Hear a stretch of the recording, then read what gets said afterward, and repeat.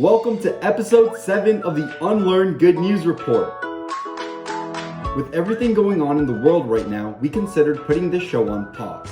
However, decided that these pieces of good news could help inspire and motivate others to promote positive change. If you have any videos or stories that you want featured on this show, make sure to send your submissions to info@unlearn.com. Let's get our good news on! For our first story, we recognize local greatness. A man who came to this country as an engineer but could only get a job as a car salesman because of his appearance and faith has now been inducted into the Basketball Hall of Fame. Learn more about Bhatia, aka the Toronto Raptors Superfan.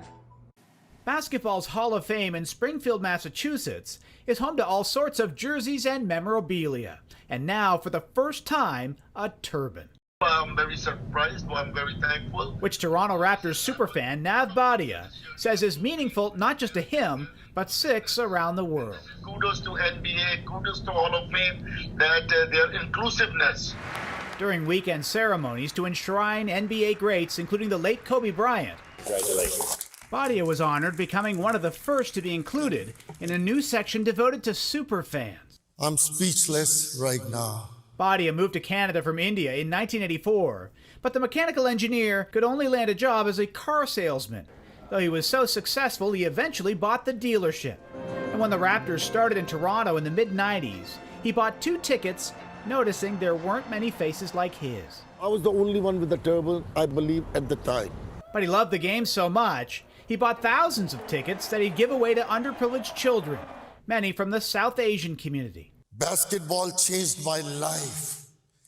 It gave this immigrant guy a chance to belong. Bhatia has been to every single home game in Toronto, and when the Raptors won their championship, the team gave him a ring. That's the ring. Now Bhatia happy to show us his new one, celebrating his inclusion in the Hall of Fame. I feel like Liberace now. Among the items on display, his famous courtside seat. Bhatia says it doesn't quite seem real for an engineer who couldn't find work all those years ago. So this is something impossible which has happened, and God is good. I'm blessed and I'm humble. And hoping his new honors will help him continue his mission to bring everyone together through basketball.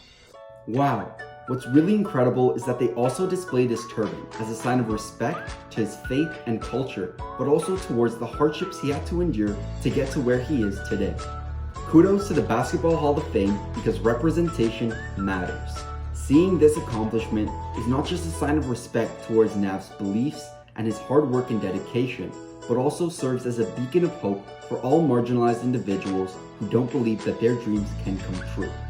Thank you, Nav, for everything that you do and continue to do for this city, for basketball, and for all of those who look up to you for inspiration. Next up, we feature Tawanda Kanhema, an individual who put the country of Zimbabwe on Google Maps with a camera and a dream. Here's the full story.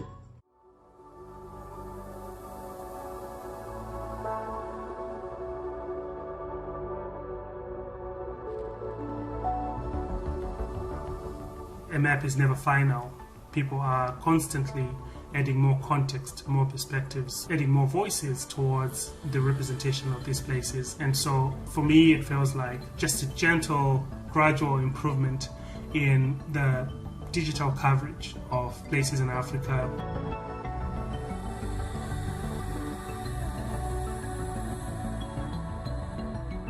I was having dinner with friends, and my friend's dad asked me to show him my mom's house on the map. We all have the habit of looking up our home. The first thing we pick up a map.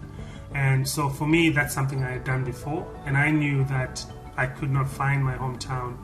It occurred to me that this was something that probably many people experience. I wanted to know what I could do about it.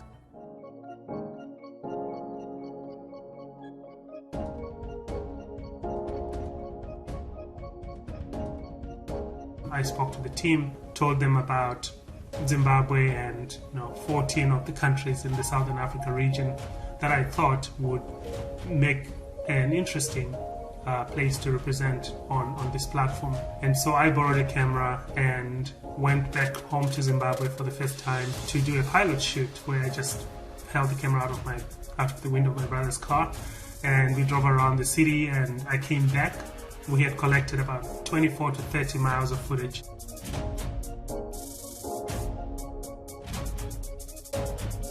I was able to go back to Zimbabwe and do a larger scale project that took 2 weeks and covered about 2,000 miles of highways and attractions.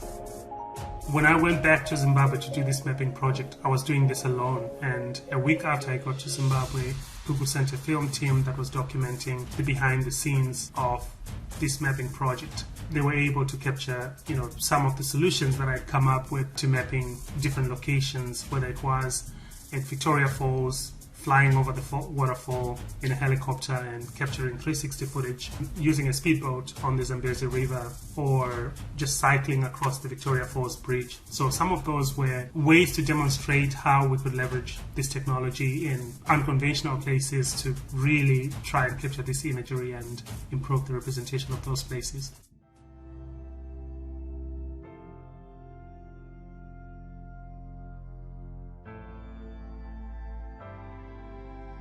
It felt empowering to be able to make that difference, to be able to make that connection and really make a difference in terms of the digital representation of my hometown and my country. It used to be that you look at a map and it is what it is. But as more people pick up these technologies, more people picking up these tools, maps become a confluence of perspectives.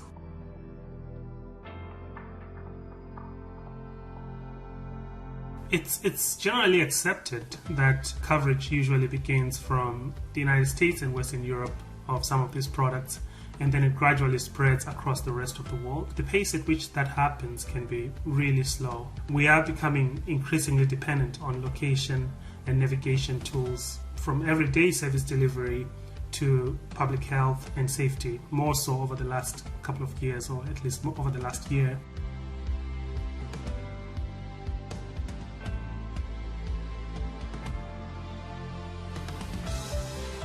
The most compelling thing for me is hearing from people who are using these images to help share a memory from their lives. I hear from people who say, I was able to show my daughter the home in which I grew up, I was able to show my kids the hospital in which I was born. Just being able to hear that people are using maps not just for navigation and finding places, they're using maps to make a connection, they're using maps to tell stories.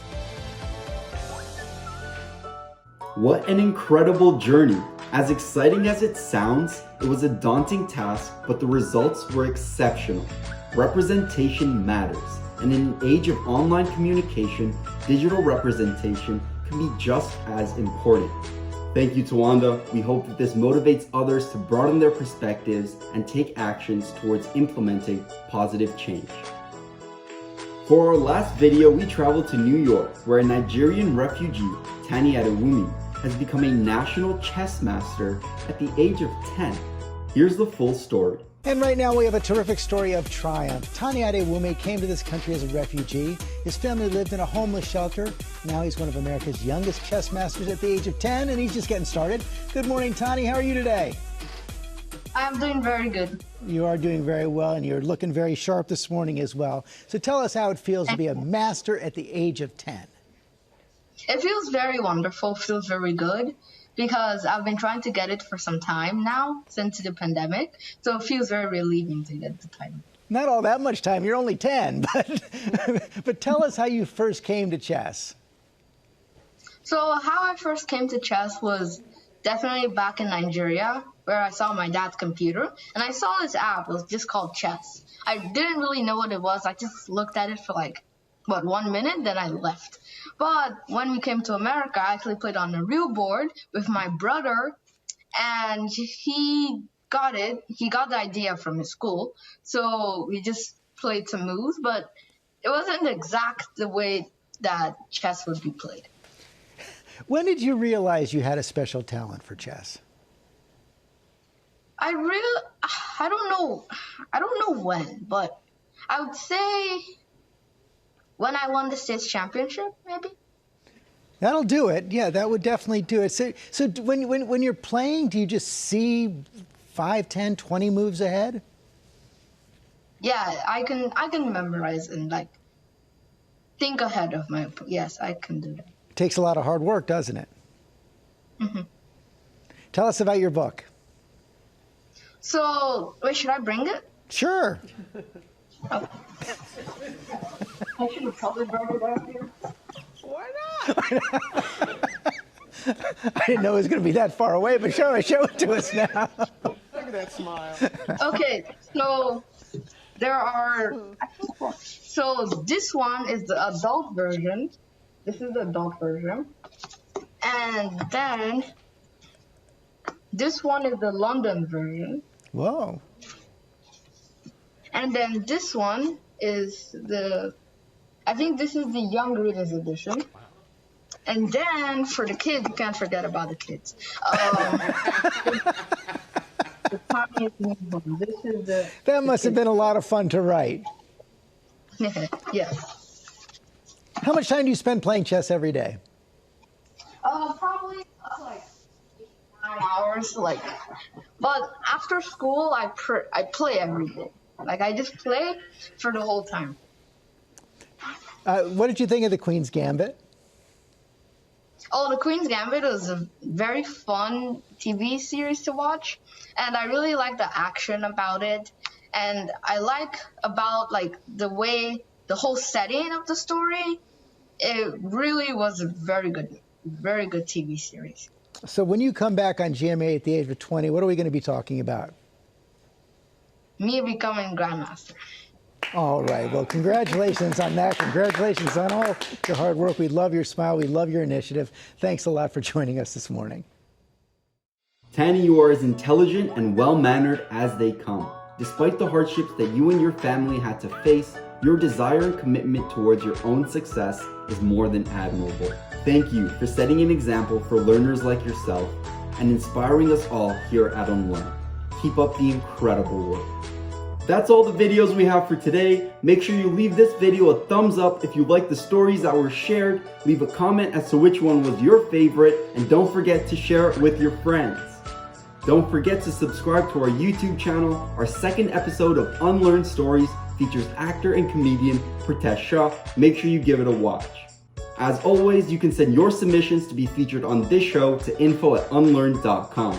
Thank you all for watching the 7th episode of the Unlearn Good News Report. This is Mohammed Najjarali signing off. Create a great day, everyone.